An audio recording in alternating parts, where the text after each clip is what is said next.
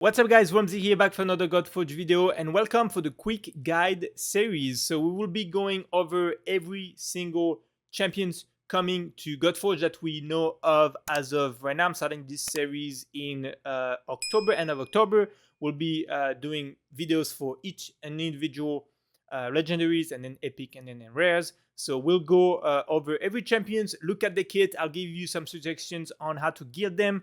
And then, of course, as the game launches, we'll be doing specific gearing guide where if I have the champions are gearing in the game. But right now, that's all we have. We're using the Raven Paros Gaming website where you can see everything about the champions that are coming to GodForge. So in this video, we are looking at Anubis.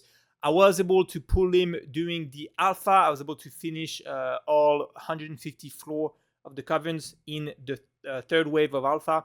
Very happy about it, and I did pull Anubis, so I was able to use him.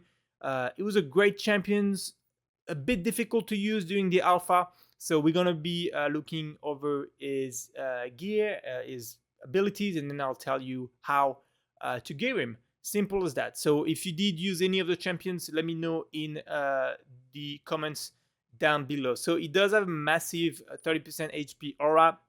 This was great for me during the alpha, really helped me stay alive a bit easier. So on his A1, Soul Guide, attack one enemy, and you do have the multipliers right here. 2 times, if the enemy is defeated as 75% chance. Once we book him, that will go up to 100% chance to place a despair on all enemies for 1 turn. So despair, you can go over it, and it tells you right here to simply skip next turn, cannot receive positive buff effect. Duration is reduced when attempt to receive a positive buff or effect. Basically, the enemy will waste a turn and can't receive any buff. So a great debuff. Only thing that's hard here is that we need to kill an enemy to apply it, right? So that's the little difficult thing. The issue I had during alpha to use this ability. It was hard to really place the despair, unfortunately.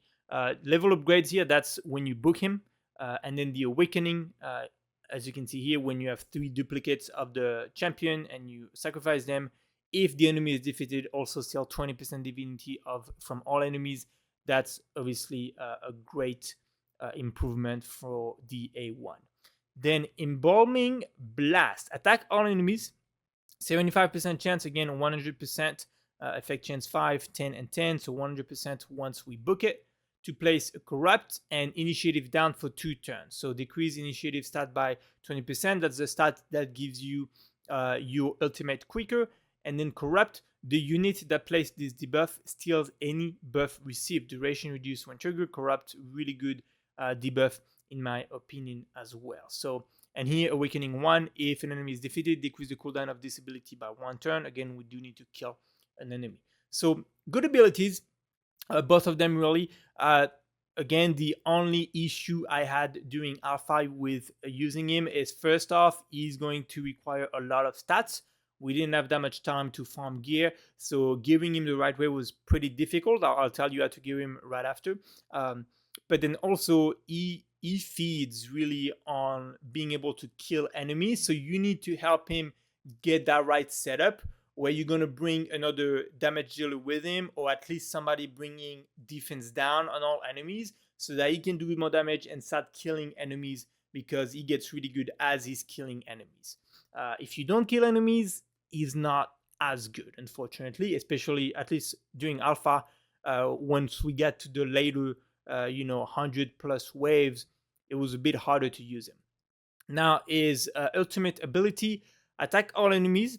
If this hero's HP is below 50%, heals this hero by 30% of the damage inflicted. That's great because we will be putting some damage on him. If this hero's HP is above 50%, place a barrier, which is a shield, for 30% of the damage inflicted. Same here, we're going to be doing good damage. So regardless if we have above or below 50%, we'll be getting a good bonus here. Gain 100 divinity whenever an enemy is defeated. Again, gain 200 if they were defeated by Soul Guide, which is the A1. So good ultimate. I don't think it's a one of those ultimate that some legendaries have crazy ultimates and they're like, okay, I'm going to put as much initiative as I can on this champion because I need this ultimate all the time because it's so good. In this case, I didn't use initiative too much. I didn't put too much initiatives on him simply because he needs a lot of stats again, and his ultimate right here is really good, but it's not game changer like some other legendaries. So then on the passive, when a hero is defeated, increase this hero's terminator by 20%. This is great. Again, as you kill somebody, you go quicker. We need to kill somebody though. Awakening 5, that won't be easy to get, obviously, because you need 5 copies of the champion. If the hero is an enemy, place Banish for 1 turn. If the hero is an ally gain 200 divinity based on who's killed. You know, if it's an ally or an enemy. The Banish, enemy that dies with this debuff cannot be revived while this is on. When a revive occurs, the duration of the debuff is reduced, and then they can be revived. When a hero is defeated, that's the same. So the imprint is just a weaker version of the passive, basically. So let's look at the stat for this champion. So he is a brawler. So keep in mind, brawlers, the goal for them is, you know, they can put out some decent damage and at the same time stay alive. That's why all of his damage is based on HP and attack. So for me, the way I built him during alpha, and he did a really good job for me. Once I got to the later waves, it was harder for him to kill enemies since I didn't set it up the right way. I just played with the champions I had. But I'm sure once the game come out, we can set him up in a really good team that will help him with the damage, and then he can just finish the enemies, get the kill, and a lot of his abilities get better that way. And when that happens, I'm sure it will be a great champion. But like every champion, we're gonna want speed. Keep in mind that for this champion, he can fill up his own turn meter with the passive, again, once we kill somebody. So if you set him up right, you don't need that much speed because we will be filling up the turn meter all the time.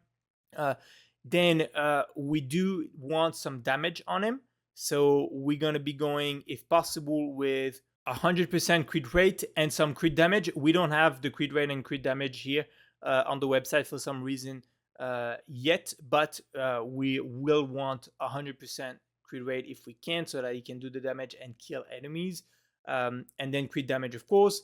Then we're gonna want a good amount of HP and some attack. So what I would suggest is where you can put HP percent, put HP percent, and then anything as a substat, any attack flat or attack percent that you can use on him, that will be helpful.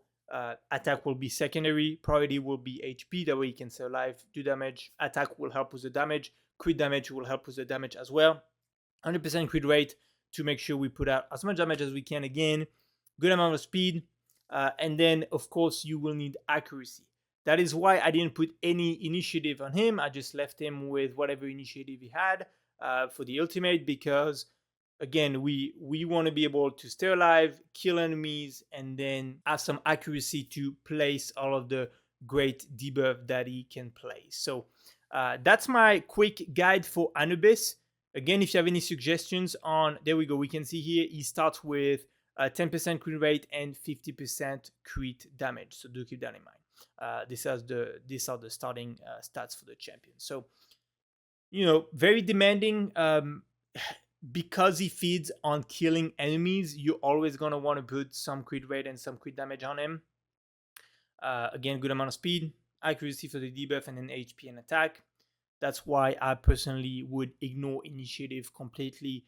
Or, you know, not completely, but it would be definitely not the priority because of the reasons I just mentioned.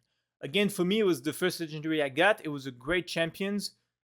As I got further into the game, it was really hard to, you know, get him to kill people, to kill enemies. So I think in the right setup with the right team around him is going to be amazing. As it stands by himself, I think we do have a lot better legendaries coming to the game.